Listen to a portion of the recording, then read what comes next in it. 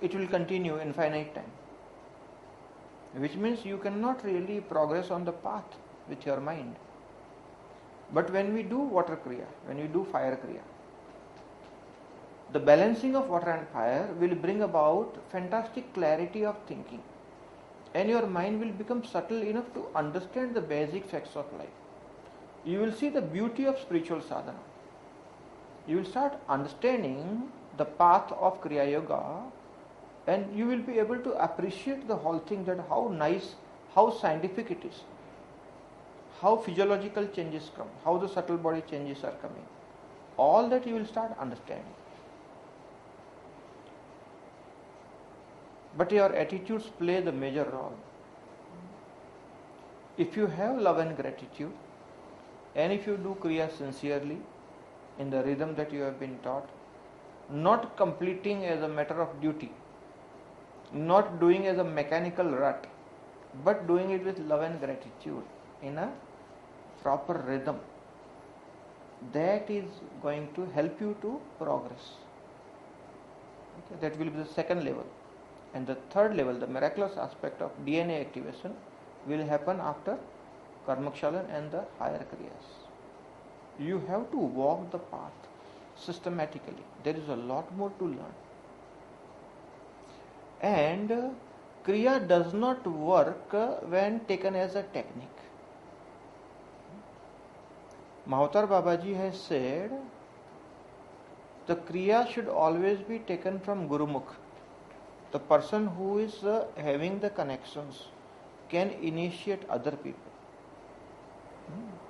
You learn Kriya and then you teach to somebody else and then somebody else teaches. It doesn't work. It's not a technique. If you are taking Kriya as a technique of breathing, you are making a grave mistake. The original definition of Kriya of Mahavatar Babaji as it is given, Kriya is not the breathing exercise.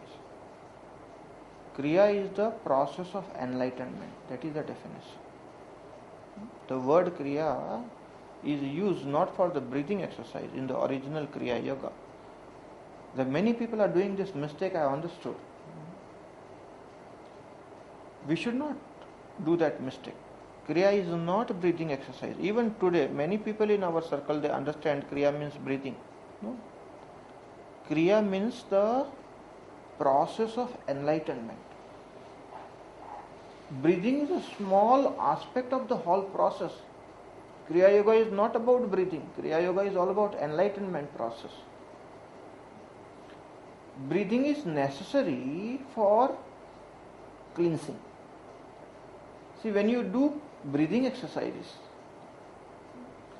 what it does is it detoxifies your body by increasing the oxygen saturation level of the blood.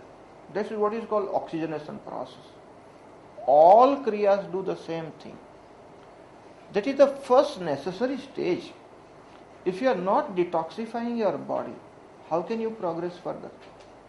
So detoxification is necessary.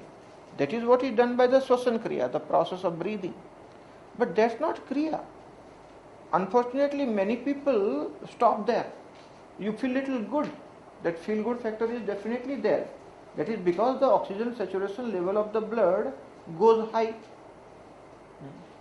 In Sultan Qaboos University, Dipali measured, my oxygen saturation blood level remains 98% throughout the night. It never came down. Why? Because if you do Kriya more and more, you can sustain that level. And if you can sustain that level, depression cannot touch you. That is one of the first magical effect of Kriya. Depression cannot touch you no matter what happens. In this world, people are getting so much depression morning, evening.